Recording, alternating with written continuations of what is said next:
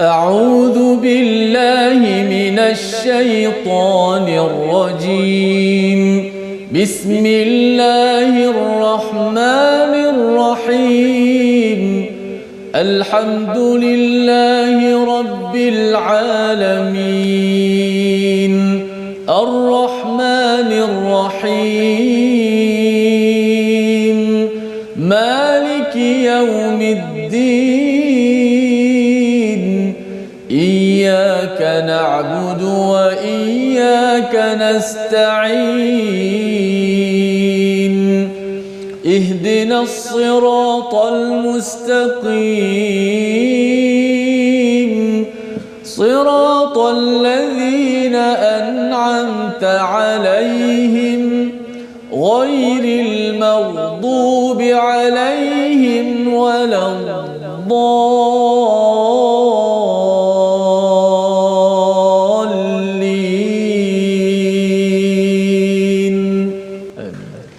Assalamualaikum warahmatullahi wabarakatuh. Alhamdulillah wassalatu wassalamu ala Rasulillah wa ala alihi wa man wala. Syada la ilaha illallah, syada Muhammadan abduhu wa rasuluh. Allahumma salli ala sayidina Muhammad wa ala alihi wa sahbihi ajma'in. Amma ba'du. Apa khabar tuan-tuan dan puan yang dirahmati Allah sekalian? Kita bersyukur pada Allah Subhanahu wa taala pada hari yang berbahagia pada hari ini kita dapat bertemu kembali dalam My Quran Time baca faham amal, dan pada hari ini kita pada halaman 338 bersama Al-Fadil Ustaz Tirmizi Ali. Apa khabar Ustaz? Baik, alhamdulillah. Ustaz Faham, apa khabar ini? Alhamdulillah sihat ya. Alhamdulillah makin sihat. Okey. Alhamdulillah kita bersyukur pada Allah Subhanahu Wa Taala bersama dengan tuan-tuan yang berada di Facebook, di depan kaca TV. Terima kasih diucapkan kerana masih setia untuk bersama Al-Quran pada setiap hari kita menggunakan masa kita ini untuk sama-sama kita melihat perkataan daripada Allah Subhanahu Wa Taala. Kita mulakan dengan doa ringkas kita. Subhanakala ilmalana illa ma 'allamtana innaka antal alimul hakim. Rabbi zidni ilma. Ya Allah, tambahkanlah keberkatan dan juga kebaikan dengan ilmu pada hari ini. Kita saksikan apakah ringkasan bagi halaman 338. Daripada ayat yang ke-47, apakah yang akan kita lihat? Ada kumpulan manusia, ya, mereka yang kufur kepada Allah SWT, minta azab disegerakan, dan bagaimana Allah menyatakan ada penangguhan untuk memberi ruang, ya. Ruang untuk apa? Kita akan baca sebentar lagi insya-Allah pada ayat 47 dan ayat 48. Dan ketika ruang itu diberikan, apakah tugas Nabi sallallahu alaihi wasallam? Ini dijelaskan pada ayat 49 hingga 51 untuk kita sama-sama ikuti, ya, bagaimana perjuangan Nabi, dan dalam masa berjuangnya Nabi itu pengukuhan wahyu dan pemeliharaannya daripada syaitan. Kita akan lihat satu kisah Al-Gharaniq. Ini satu kisah yang ada kisah sudut yang betul, ada sudut yang tak betul, yang kita akan lihat pada ayat 52 hingga 55. Mari sama-sama kita baca dahulu ayat 47 hingga 52 dipimpin Al-Fadil Ustaz Tirmizi Ali. Baik, alhamdulillah. Terima kasih Fadil Ustaz Tuan Fazrul. Kita alhamdulillah semua penonton-penonton, sahabat-sahabat Al-Quran yang terus setia istiqamah dalam My Quran Time baca faham amal. Alhamdulillah pada hari ini kita meneruskan lagi rutin kita bersama dengan Al-Quran. Kita bergantung hidup kita dengan Al-Quran Karim kerana ia adalah kalamullah, mukjizat, bukti-bukti yang agung daripada Allah Subhanahu Wa Taala. Sudah pasti ia akan membimbing kita untuk berada pada jalan siratal mustaqim, jalan yang lurus, seperti mana kita sentiasa baca pada surah Al-Fatihah, ihdinas siratal mustaqim. Itulah doa kita sampai kita mengharapkan kita berada di atas dunia, hidup dalam keadaan yang lurus, dan kita mati dalam keadaan dapat beriman kepada Allah Subhanahu Wa Taala dalam iman, insya-Allah. Baik, sahabat-sahabat di Facebook, teruskan share, tekan butang share dekat bawah, kita sebarkan Al-Quran. Yang di rumah juga boleh share lah dalam grup-grup yang ada tu. Mudah-mudahan semua dapat manfaat, insya-Allah. Hari ini muka surat 338 sama kita baca terlebih dahulu dengan alunan jaharkah, insya-Allah, daripada ayat 47 hingga 52.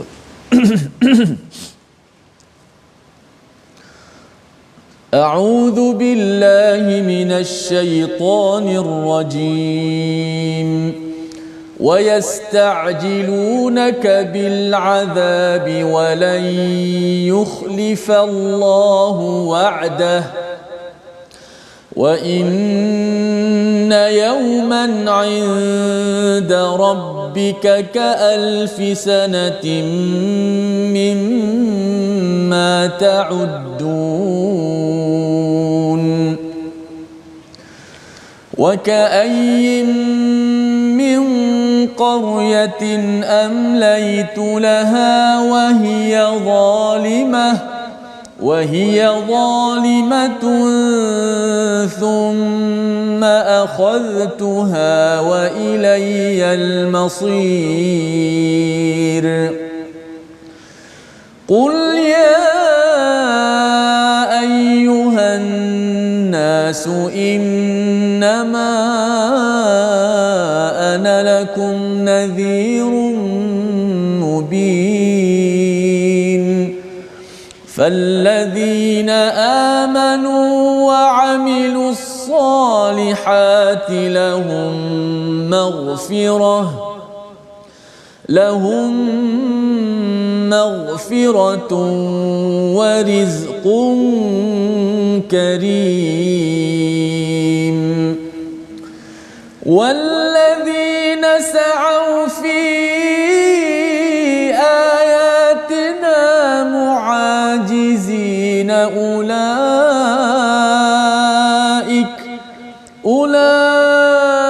أولئك أصحاب الجحيم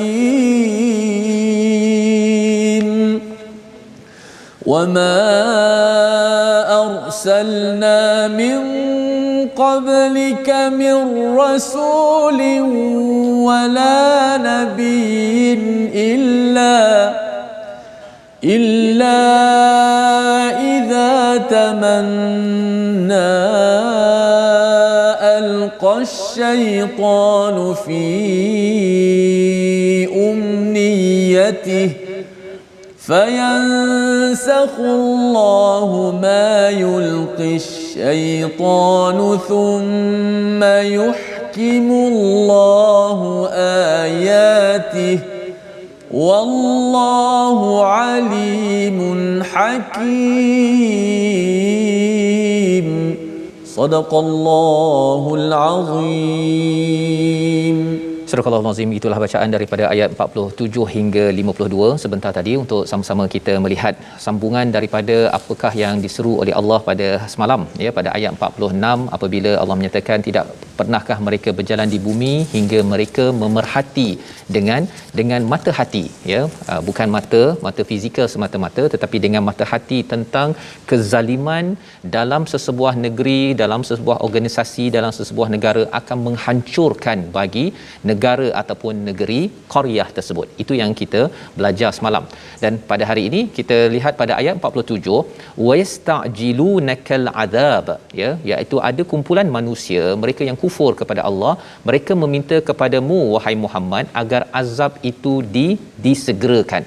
Dia tak sabar, dia marah pada Nabi, maka kata Nabi ada akhirat, nanti ada azab, kata bila ya, dia mencabar kepada Nabi sallallahu alaihi wasallam, sebenarnya mencabar kepada Allah Subhanahu wa taala. Pelajaran untuk kita apa? Pelajaran untuk kita dalam hidup kita ini, jangan kita minta cepat. Ya, itu yang diingatkan dalam surah ini, dalam surah Al-Anbiya, bahawa manusia ini psikologi ni ustaz ya, dia ada perasaan ajal. Dia suka nak cepat. Yang baik nak cepat, yang buruk pun ada yang nak cepat. Baik nak cepat pun kita kena jaga-jaga ya. Ditegur kepada Nabi Musa alaihissalam bila bercepat untuk bertemu dengan Allah, meninggalkan kaumnya, ia memberi kesan. Dalam hidup kita ini, kita nak mencapai sesuatu, kita ada misi dalam syarikat, dalam bisnes, dalam kehidupan kita, tetapi kita jangan bersifat isti'jal ya. Kita buat baik dengan bersungguh-sungguh, fastabiqul khairat, okey kan, kita kejar baca Quran, kita banyakkan apa sebagainya, tetapi hasil sesuatu perkara jangan kita minta cepat. Kerana apa?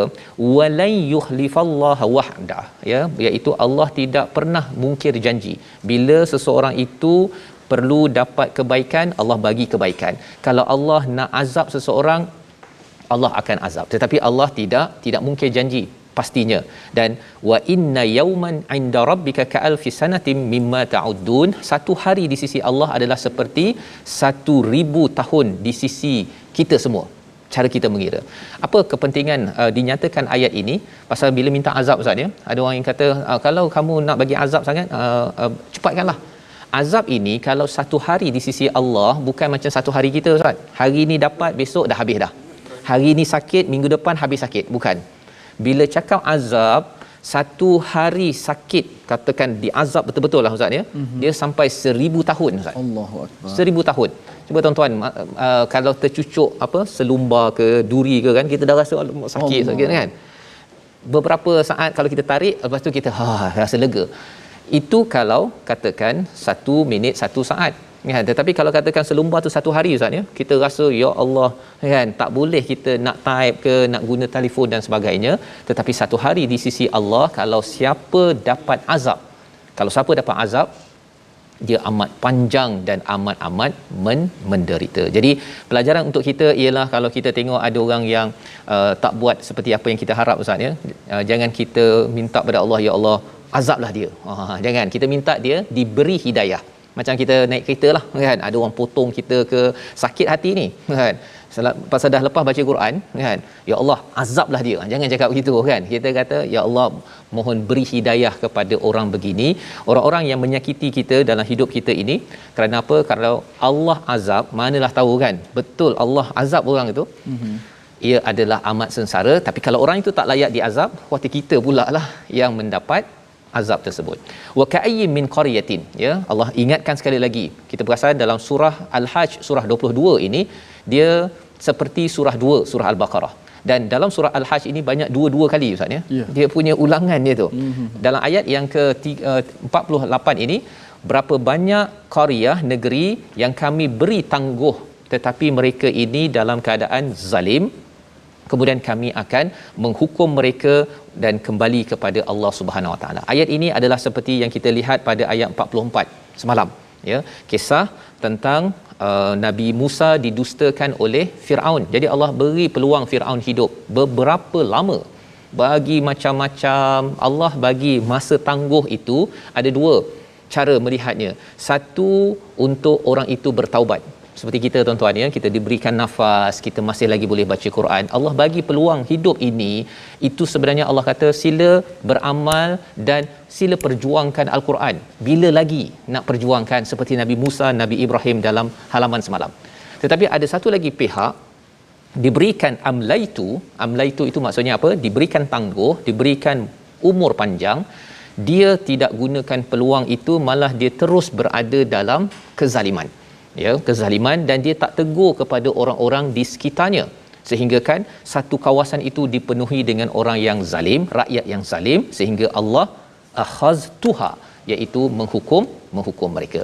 Jadi apakah tugas kita ya? Allah ingatkan kepada Nabi, qul ya ayyuhan nas, wahai manusia, ya, katakanlah kepada manusia, aku ini sebagai pemberi amaran sahaja. Jadi mood ataupun dia punya situasi roh dalam surah Al-Hajj ini banyak berkaitan dengan inzar Ustaz ya, peringatan. Dia bukan basyir ya. Kalau mungkin surah Ar-Rahman banyak basyir lah kebanyakannya, banyak kabar gembira. Tapi surah Al-Hajj ini banyak berkaitan dengan peringatan. Mengapa tuan-tuan? Salah satunya ialah hari kiamat itu, as-saah yang bermula pada awal surah ini, perkara yang berlaku sekali saja. Jadi kalau kita berkata tak apa, it's okay, kita mesti positif. Tetapi kalau dah sampai ke akhirat, kalau di azab, tak ada positif lagi Ustaz. Tak boleh kita berfikirlah positif kan. Tak apa, dia tu tidak baca Quran pun positif. Jangan. Kalau kita asyik basyir saja tanpa nadhir, khawatir orang itu rasa bahawa tak apa kot, saya ni orang Melayu, tak faham bahasa Arab, tak apa, it's okay kan. Dia rasakan bahawa dia masih lagi boleh bersangka baik pada Allah, padahal Allah suruh dia untuk memahami peringatan daripada Allah Subhanahu Wa Taala. Jadi tugas Nabi hanya memberi peringatan. Ayat 50 ya, bagi orang yang beriman, tadi orang yang tidak beriman. Tapi kalau orang beriman, beramal soleh, mereka dapat apa? Yang pertama, bagi mereka lahum maghfirah, mereka mendapat keampunan. Bila kita beriman dan beramal soleh, tuan-tuan baca Quran, tuan-tuan tolong orang, infak pada setiap masa, solat ya, memudahkan urusan orang lain bagi tuan-tuan yang sedang bekerja, itu adalah iman dan amal soleh kalau buat kerana Allah. Yang pertama, kita sebenarnya sedang bertaubat ataupun memohon keampunan. Itu kaedahnya. Selain daripada kita berdoa istighfar dekat masjid, tuan-tuan berada dekat rumah sambil masak, ya, sambil buat kerja, itu sebenarnya itu amal soleh. Itu tanda, ya Allah, saya ini perlukan keampunan daripadamu ya Allah. Selain daripada saya istighfar pada masa tertentu, saya buat kebaikan, itu juga adalah tanda saya perlukan keampunan daripadamu ya Allah. Yang pertama. Yang kedua, dapat apa? Rizqun karim. Menarik istilahnya ustaz ya.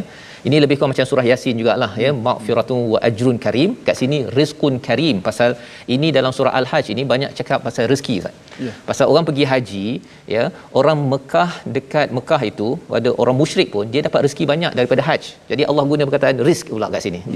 Quran ni dia menggunakan psikologi orang yang sedang mendengarnya. Jadi rizqun karim, mengapa diletakkan rizqun karim di sini? Salah satunya rezeki yang melimpah-limpah, yang mulia. Tuan-tuan mungkin pernah kan, kalau kita tengok kalau apa kucing ustaz ya. Yeah. Ustaz kalau katakan bagi kucing makanan ya, kita bagi dia dengan dua tangan sambil kita duduk betul-betul ke, ataupun kita bagi begitu saja? Biasa bagi begitu. Begitu je ustaz kan. Itu namanya rizq. Rezeki kepada kucing. Tapi kalau rizqun karim, satu melimpah-limpah tapi dengan kemuliaan. Allah. Kemuliaan.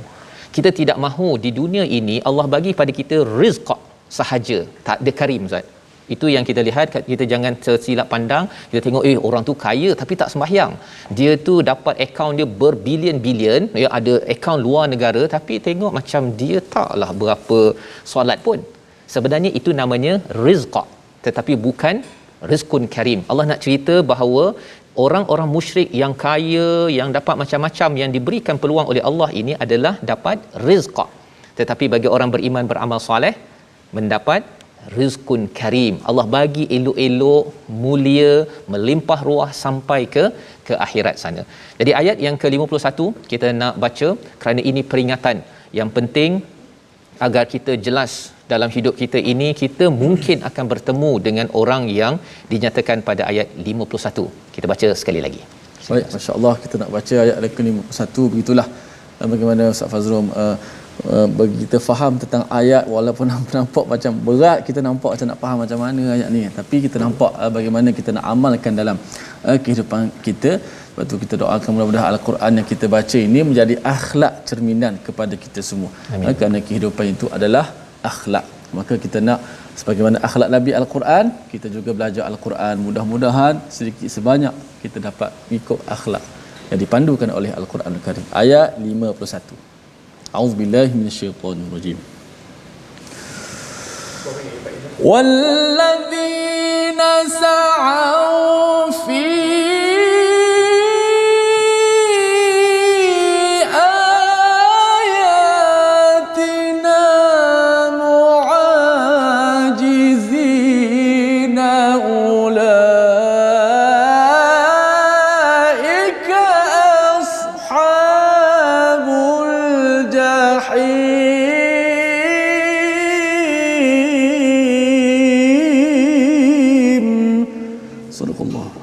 Tetapi orang yang berusaha menentang ayat-ayat kami dengan maksud melemahkan kemahuan untuk beriman, mereka itu adalah penghuni-penghuni neraka jahim. Ini adalah mafhum mukhalafah kepada kita ustaz ya. Kefahaman daripada ini terbaliknya apa? Kita faham dulu ayat 51 apa?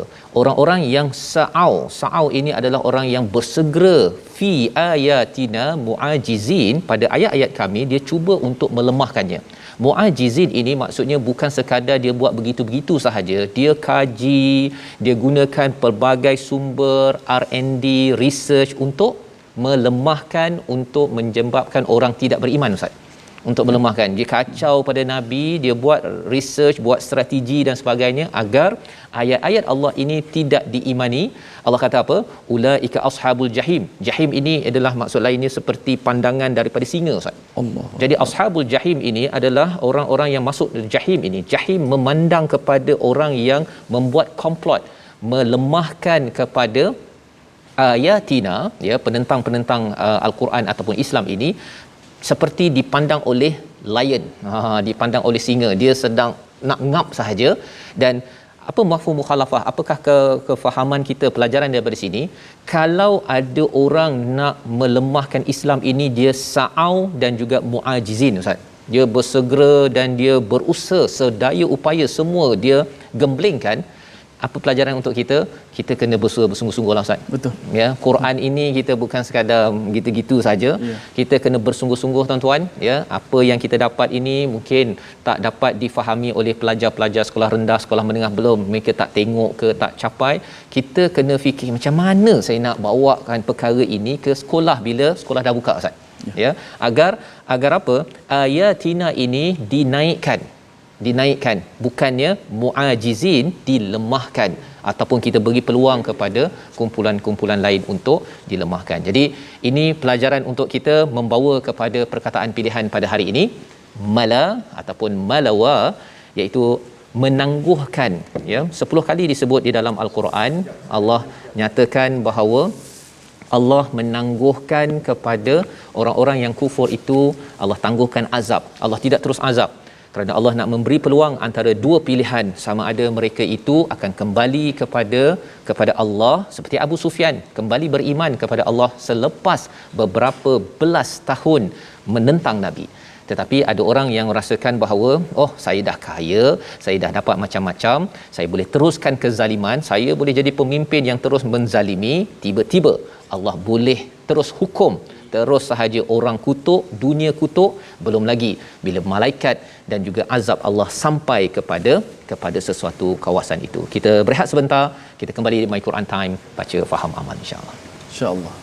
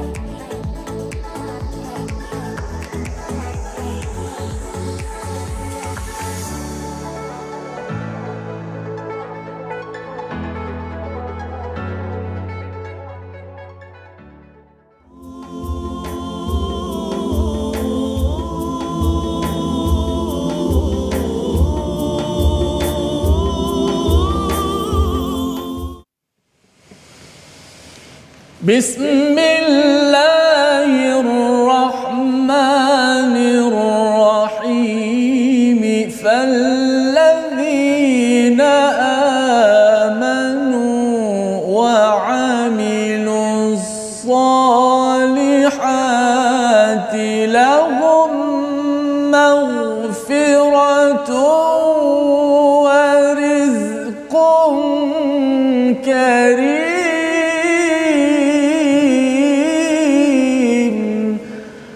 Sadaqallahul Azim. Maka orang-orang yang beriman dan sentiasa mengerjakan kebaikan amal saleh, bagi mereka keampunan dan juga rezeki yang mulia. Allahumma ja'alna minhum. Mudah-mudahan Allah Subhanahu Wa Taala menggolongkan kita semua di kalangan mereka yang sentiasa beramal saleh, dan Allah Taala kurniakan kepada mereka keampunan dan rezeki yang mulia sebagaimana yang ditadabbur, dicerahkan oleh Ustaz Fazrul sebentar tadi. Mudah-mudahan, insya-Allah. Alhamdulillah, sahabat-sahabat semua terus setia dalam My Quran Time, baca faham amal. Jom kita ngaji sikit ilmu tajwid pada hari ini dalam perbahasan at-tafkhim wa tarqi, ataupun perbahasan bacaan yang tebal dan nipis dalam al-Quran. Maka bacaan tebal dan nipis ni bolehlah kita bahagikan kepada 3. Dalam huruf hijaiyah tu yang ada 29 huruf itu kita pecahkan kepada 3 bahagian. Iaitu yang pertama, kalau kita lihat di slide kita. Okey, cantik jadual kita hari ini. Huruf-huruf tebal dan nipis terbahagi kepada 3 bahagian. Pertama, huruf sentiasa tebal. Huruf mufakham daiman. Sentiasa tebal. Iaitulah ada 7 huruf disebut sebagai huruf khussa dagtin kiz. 7 huruf ni disebut juga sebagai huruf isti'la yang pernah kita belajar satu ketika dahulu, sifat isti'la kan. Maka 7 huruf ini adalah huruf yang sentiasa tebal. Kha, sad, dad, ghin, ta, qaf dan za. Khussa daghtin qid. Atas ke tebal, baris bawah pun tebal, baris depan pun tebal juga, mati pun tebal. Sentiasa tebal. Dan dia adalah tingkatan martabak dia. Baik. Yang kedua, huruf ahyanan. Ni kadang-kadang tebal, kadang-kadang nipis. Tengok keadaan dia, iaitulah alif. Di sini alif maddiyah lah, alif mad itu. Dan juga lam pada lafaz al-jalalah Allah. Ra.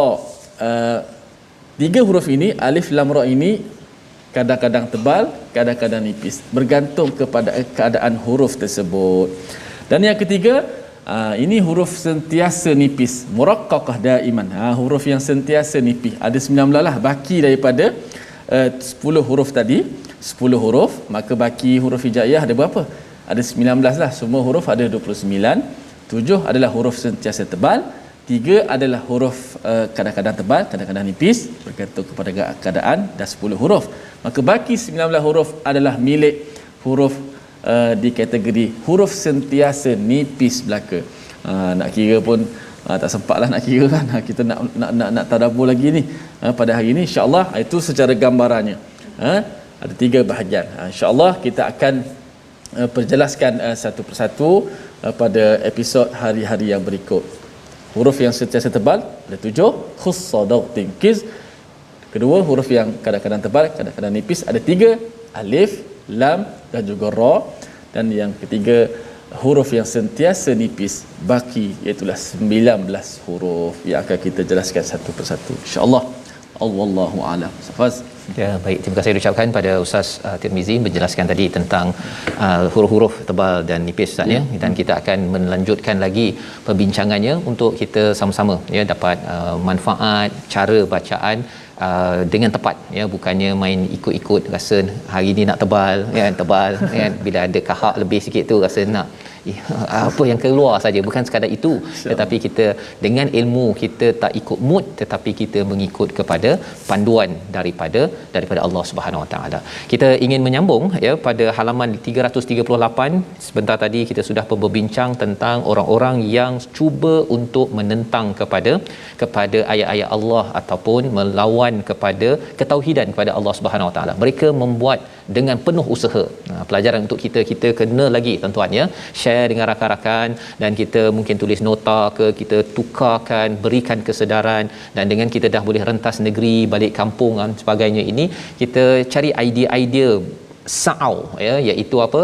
Bersegera untuk memastikan bahawa mukjizat ini diangkat setinggi-tingginya. Tetapi bila Nabi nak buat perkara ini, kita tengok pada ayat yang ke-52 kita baca sebentar tadi, wama arsalna min qablika mir rasul wala nabiyyin ya, rasul dan nabi ini bila mereka tamanna. Apa maksud tamanna? Mereka ini ada cita-cita untuk alqash syaitan ya, bila mereka ada cita-cita untuk menyampaikan dakwah Ustaz ya. Dalam asbabun nuzul ayat ini, bila Nabi baca daripada surah An-Najm tentang tuhan-tuhan yang tak betul, jadi Nabi nak menyampaikan mesej yang betul kepada masyarakat pasal kesian, bahawa kalau tidak mereka ini akan disambar ataupun diazab oleh Allah SWT kerana ingkar, degil, tidak mengikut peraturan, dan mungkin sebahagiannya tidak ada ilmu. Tetapi Allah menyatakan apa? Al-qash syaitan, apakah yang dibuat oleh syaitan? Syaitan akan memasukkan dalam keinginannya, dia akan cuba untuk mengganggu siapa? Mengganggu para rasul, mengganggu para nabi, dan juga apa sahaja cita-cita yang ingin dilaksanakan, bagi lemah kepada ni. Ada riwayat yang tak betul Ustaz ya. Riwayat yang tak betul tentang ayat ini adalah peristiwa istilahnya al-gharaniq. Itu peristiwa cerita tak betul. Tuan-tuan jangan pula baca cerita tersebut macam best pula kita beri cerita dalam ceramah motivasi. Tengok Nabi pun sampai dikacau oleh syaitan sehingga kan Nabi terikut tilkal gharaniq. Itu bukan ayat Quran ya, bukan ayat Quran, itu bahasa Arab. Maksudnya orang musyrik pada waktu itu dengar Nabi cakap tilkal gharaniq, ini adalah berhala-berhala yang diperlukan, sampai semua orang Islam dengan tak Islam sujud. Itu bukan cerita betul. Sekali lagi saya kena ulang, itu bukan cerita betul. Yang betulnya dalam ayat ini, kefahamannya kita melihat pada tafsir, ulama menyatakan bila Nabi nak buat sesuatu perancangan kebaikan, syaitan akan lawan. Dia akan memasukkan umniyatihi ya, keinginannya iaitu dia akan lemahkan godaan, membuat godaan kepada nabi, kepada rasul, kepada orang-orang di sekelilingnya. Tetapi apakah yang kesannya siapa yang kuat? Sebenarnya siapa yang kuat sebenarnya? Tak seperti cerita yang tak betul tadi tu sampai syaitan boleh ganggu nabi. Yang betulnya fayansahullahu ma yulqis syaitan, iaitu Allah akan hilangkan apa yang diganggu oleh syaitan tersebut. Allah akan pastikan apa? Thumma yahkimullahu ayati. Allah akan menangkan, Allah akan kuatkan ayat-ayatnya. Jadi siapa yang berpegang pada ayat Allah, pada Al-Quran, ketika merancang sesuatu perkara, walaupun syaitan nak attack, nak serang, siapa yang menang? Thumma yuhkimullahu ayati. Confirm akan menang bila kita berpegang pada Al-Quran, ya. Wallahu alimun hakim, Allah yang maha mengetahui, Allah maha bijaksana, ya, dalam mengatur perkara ini. Jadi pelajaran untuk kita apa? Pasal dalam hidup kita Ustaz, ya, kadang-kadang kita ada plan, perancangan nak buat sesuatu yang baik, dia ada je godaan-godaan. Ya, nak baca Quran tiba-tiba rasa lemah, kan? Kita nak ajak kepada kawan kita pula yang kutuk kita, lah baru 3 kali ikut My Quran Time nak jadi ustazah contohnya lah Ustaz, kan? Dia kutuk, dia labelkan kita. Pada waktu itu mungkin itu adalah syaitan boleh dalam bentuk jin, ya, dalam hati kita rasa lemah, ataupun di kalangan manusia, ya, yang melemahkan kita. Jadi apakah yang perlu kita buat tuan-tuan sekalian dalam ayat ini? Pegang kepada ayat Allah. Kita ingat bahawa rupanya betul lah ayat ini menceritakan bahawa ada orang-orang yang akan melemahkan saya, tetapi saya tetap akan menang kalau saya terus ikut kepada ayati, dan Allah amat bijaksana untuk mengaturkannya. Jadi kita nak sambung bacaan ayat 53, ya, sambungan perkara ini, pasal ini adalah fenomena yang akan terus berlaku. Kalau kita faham, kita tidak mudah berputus asa dalam kebaikan. Ayat 53 hingga ayat 55. Baik, terima kasih kepada Ustaz Fazrul. Jom kita terus baca baki lagi pada ayat muka surat yang 338 ini, dan untuk kita mengetahui apa lagi mesej Allah Subhanahu Wa Taala nak sampaikan, moga-moga kita dapat sama-sama belajar, insya-Allah. Ayat 53 hingga 55. أعوذ بالله من الشيطان الرجيم ليجعل ما يلقي الشيطان فتنة للذين في قلوبهم مرض والقاسية قلوبهم وإن الظالمين لفي شقاق بعيد وليعلم الذين أوتوا العلم أنه الحق من ربك فيؤمنوا به فتخبت له قلوبهم وإن الله لهادي الذين آمنوا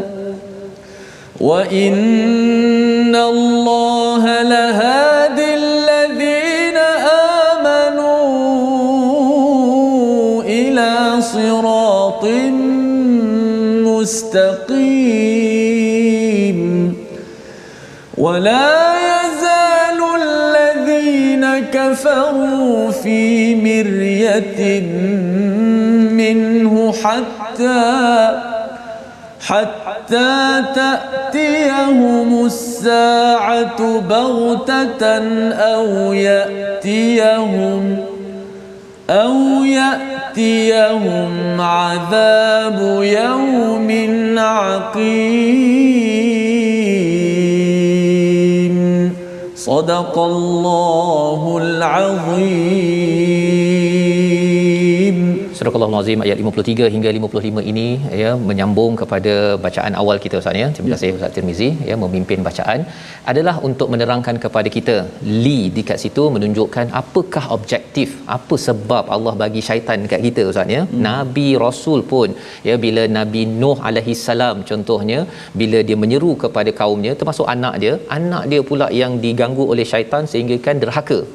Dan apakah mesej ataupun objektif Allah jadikan ada syaitan yang boleh menggoda ini, ya. Allah cakap apa? Liyaj'ala ma yulqi syaitanu fitnah. Ini adalah ujian. Ini adalah ujian kepada siapa? Ada 3 kumpulan yang Allah nyatakan di dalam ayat 53 dan ayat 54. Kumpulan pertama, lilladzina fi qulubihim marad, pada hati mereka ada penyakit. Dan yang kumpulan yang kedua, wal qasiyati qulubuhum, hati yang keras. Ada 2, satu yang sakit, satu yang keras. Dua-dua ini digelar sebagai wa innadh zalimina lafi shiqaqim ba'id. Mereka ini zalim, ya. Zalim ini daripada perkataan zum, maksudnya gelap.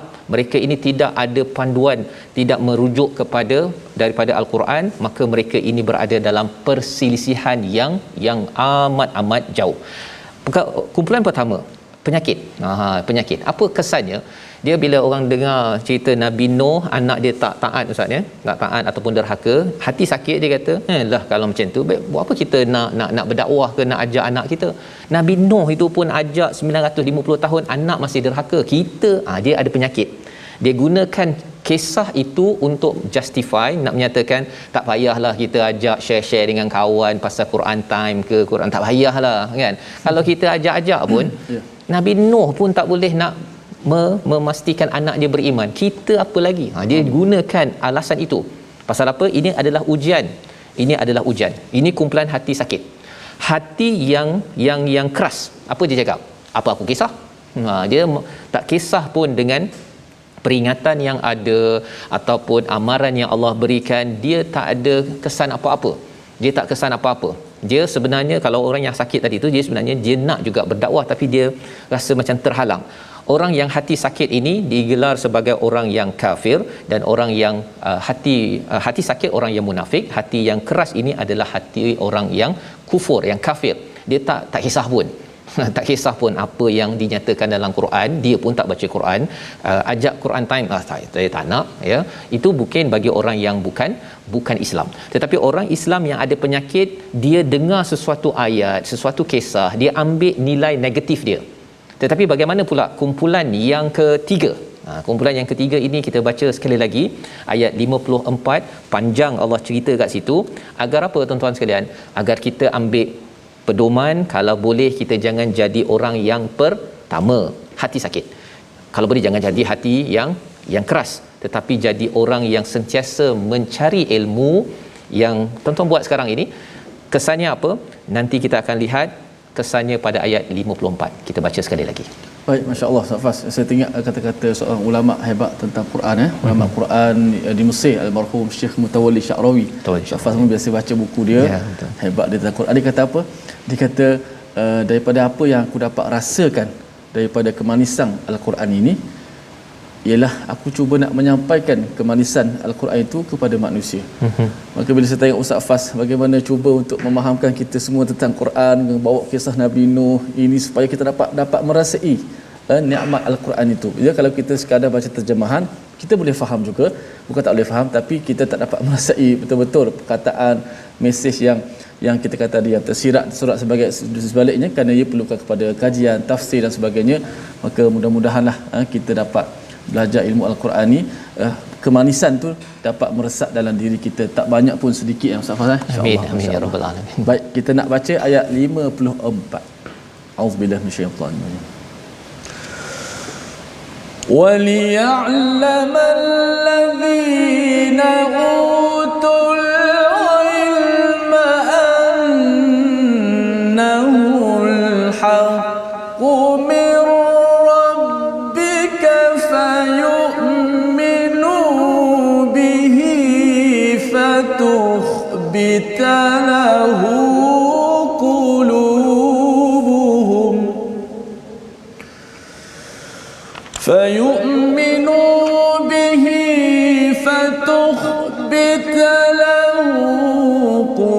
قلوبهم وإن الله لهادي الذين آمنوا إلى صراط مستقيم. صدق الله. Surah Al-Azim ayat 54, Allah menyatakan, dan agar orang yang telah diberi ilmu meyakini bahawa Al-Quran itu benar daripada Tuhan, lalu mereka beriman dan hati mereka tunduk kepadanya, dan sesungguhnya Allah pemberi petunjuk bagi orang-orang yang beriman kepada jalan yang lurus. Ini adalah kumpulan ketiga, ya, bila berhadapan dengan cabaran syaitan. Dia tengok fenomena, oh Nabi Nuh, Nabi Muhammad berdakwah, Abu Talib pun tidak beriman, ya. Orang sakit hati, ada penyakit hati, dia kata buat apa kita berusaha, Nabi Muhammad pun tak boleh bagi hidayah kita. Dia gunakan alasan itu. Tetapi orang yang waliya'lama, dan bagi orang yang telah diberi ilmu meyakini bahawa, ya, annahul haqq, bahawa Quran itu benar daripada Tuhan. Dia tahu bahawa fenomena yang berlaku bila syaitan menggoda dirinya, menggoda orang di sekelilingnya, dia tidak jadikan itu sebagai alasan untuk dia undur diri. Dia tidak akan undur diri kalau perang Badar ataupun perang Uhud, ya. Dia menyebabkan dia 300 lebih orang yang bersama dengan Nabi, ada 1000 orang, 300 patah, kan. Kita ada anak, takut nanti, dia banyak benda-benda yang menyebabkan undur diri berbanding dengan yes, saya akan terus untuk ke hadapan. Jadi orang yang berilmu ini, dia cakap apa? Annahul haq, ini adalah kebenaran, ini fenomena daripada Allah. Allah dah cerita awal-awal dalam surah Al-Hajj ini, fayu'minu bihi, dia akan buat apa? Makin beriman, dan fatukhbitalahu qulubuhum. Subhanallah, Ustaz, ya. Berulang balik perkataan khabata, iaitu kalau kita tengok ayat 34, wabashiril muhbitin, ya, orang yang hatinya lembut, ya. Muhbitin ni macam tanah kalau lepas kena hujan tu lembut. Maka orang yang fatuh bitalahu qulubuhum, orang yang mencari ilmu, bila dia melihat kepada fenomena yang berlaku dalam masyarakat, ada cabaran, syaitan goda dia, melemahkan orang lain, dia tidak lemah, Ustaz. Dia tidak lemah, tetapi wa innallaha lahadil ladzina amanu ila siratim mustaqim, sesungguhnya Allah memberi hidayah kepada orang-orang yang begini. Inilah yang kita harapkan, kita jadi orang begini, tuan-tuan sekalian. Pada ayat 55, orang kafir sentiasa meragui Quran hingga kematiannya datang kepada mereka di saat yang tiba-tiba, atau azab hari kiamat yang datang kepada mereka. Allah nak kontraskan, Allah nak kontrakan bahawa orang mencari ilmu daripada Quran, dia tengok fenomena yang berlaku, makin tegap untuk berjuang ke depan. Dia tidak jadikan alasan. Kalau tidak, Nabi Muhammad pun akan gunakan alasan. Nabi Nuh pun 950 tahun, lagi lama, saya ni boleh buat apa? Kan? Kita pula gunakan alasan Nabi Muhammad tak boleh beri hidayah, saya boleh buat apa?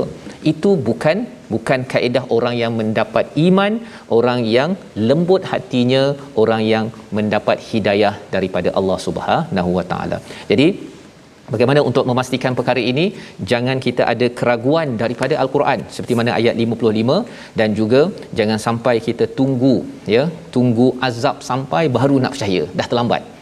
Membawa kepada resolusi kita pada hari ini, kita saksikan, iaitu yang pertama, sentiasa memberi peringatan agar negeri dan keluarga kita aman dalam kehidupan kita. Ini pada ayat 49 kita lihat bahawa jangan ada kezaliman. Bila zalim, kita kadang-kadang kata pemimpin zalim, tapi kadang-kadang di peringkat rakyat ataupun ahli keluarga sendiri, pemimpin dalam keluarga zalim, mana mungkin untuk mendapat keamanan daripada Allah. Yang pertama. Yang kedua, bina keinginan yang kuat dalam menjunjung kebenaran walau ada cabaran. Seperti mana dinyatakan tadi, syaitan akan goda, tetapi Allah akan letakkan siapa bersama Quran terus menang. Dan yang ketiga, cari ilmu agar keimanan pada Quran membawa kepada hidayah yang sebenar, tegap dalam berjuang, bukan kita makin ke belakang. Kita berdoa. Bismillahirrahmanirrahim. Alhamdulillahirabbil alamin, wassalatu wassalamu ala asyrafil anbiya'i wal mursalin wa ala alihi wa sahbihi ajma'in.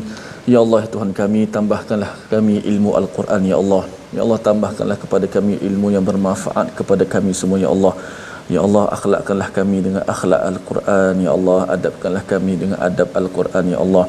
Ya Allah, jadikanlah Al-Quran yang kami baca ini, ya Allah, moga-moga Quran yang kami baca dapat membentuk akhlak dan jati diri kami, ya Allah. Kurniakanlah kepada kami, jadikanlah jiwa kami jiwa yang sentiasa tunduk dengan Al-Quran, jiwa yang sentiasa sensitif dengan ayat-ayat Al-Quran, jiwa yang sentiasa patuh kepada kebenaran Al-Quran, ya Allah. Jiwa yang lembut dengan perintah-Mu, ya Allah. Permudahkanlah kami dalam melaksanakan amanah ini, ya Allah. Ya Allah ya Tuhan kami, cermerlangkanlah kami, berjayakanlah kami di dunia dan juga di hari akhirat ya Allah, dengan petunjuk-Mu Al-Quran ya Allah. Amin ya rabbal alamin. Amin ya rabbal alamin. Moga-moga Allah mengabulkan doa kita agar kita terus committed bersama Al-Quran dan juga kita jangan lemah semangat tuan-tuan ketika ada godaan daripada syaitan pasal siapa bersama dengan ayatih tetap akan dimenangkan. Inilah yang kita nak bawakan nilai ini dalam masyarakat, dalam tabung gerakan Al-Quran. Quran akan menyebabkan jiwa kita menjadi jiwa terus berjuang kepada keadilan. Ada lemah, ada cabaran, godaan syaitan, tetapi kita tahu bahawa ilmu daripada Quran akan meneguhkan kita terus menjadi hidayah, kerana Allah pasti akan memimpin kita terus sampai ke syurga. Kita bertemu lagi insya-Allah pada malam ini, ulangan pada jam 10 dan juga 6 pagi esok. Terus kita doakan tuan-tuan, kita bersama istiqamah bersama My Quran Time, baca faham amal insya-Allah. Assalamualaikum.